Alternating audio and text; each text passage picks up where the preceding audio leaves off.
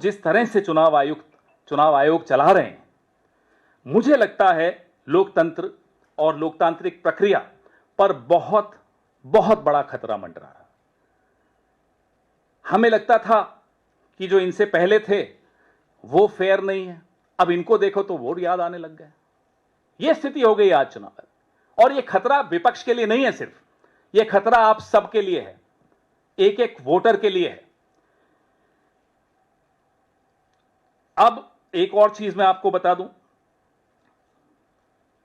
Time मांगने के बाद जिस तरह से अपमानजनक रूप से कि साहब जिस व्यक्ति के माध्यम से टाइम मांगा गया वो अनधिकृत है। आप कौन होते हैं ये तय करने वाले कि वो अनधिकृत है या अधिकृत है?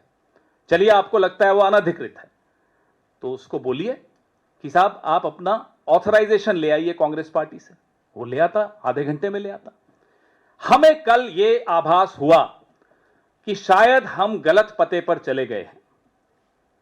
इतनी बड़ी बिल्डिंग चुनाव आयोग, निर्वाचन सदन, पता नहीं कितने 1-1.5 एकड़ पे तो होगी, कई लाख स्क्वायर फुट होगी, मेरे और आपके पैसे से बनी होगी। इतनी बड़ी बिल्डिंग में बैठने की जरूरत क्या? बीजेपी का इतना अच्छा मुख्यालय है, वहां एक फ्लोर ले ले जी, वहीं बैठ जाइए। हम क्यों बिचौलियों से मिलें? हम सीधा बीजेपी से बात करेंगे।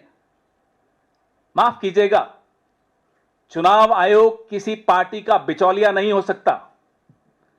सबको अपने दायरे में रहकर काम करना होगा, यह लोकतंत्र की परिभाषा है। और सबका दायरा संविधान ने फिक्स कर रखा है, नियमित कर रखा है। उस दायरे को अगर कोई तोड़ेगा तो देश देख रहा है, देश जानता है कैसे लोगों को अपने अपने दायरे में फिर से भेजना होता है। देश को यह आता है।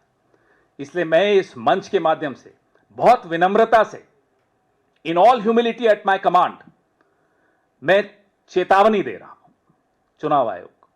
यह सत्ता आने जाने वाली चीज है। जब इनके पास 300 सीटें थी तब हम नहीं डरे, ये 240 पे हैं। आप क्यों इनकी गुलामी कर रहे हैं? आप संविधान की गुलामी कीजिए, आप लोकतंत्र की गुलामी कीजिए, आप इस देश के एक एक वोटर की गुलामी कीजिए। ये शाह शहंशाह इन लोगों की गुलामी मत कीजिए। यहां बहुत शाह आए, बहुत शहंशाह चले गए। इतिहास के कचरा पात्र में आपका नाम चला जाएगा अगर आप इस तरह के काम करेंगे तो। कोई याद नहीं रखेगा आपकी विरासत को। अगर आपको याद भी रखेगा तो लोग मुंह बनाएंगे कि इस तरह के एक संस्था को चलाने वाले लोग आए थे। बड़ी पीड़ा होती है जब हम ये बोलते हैं, दुख होता है ये बोलते हुए।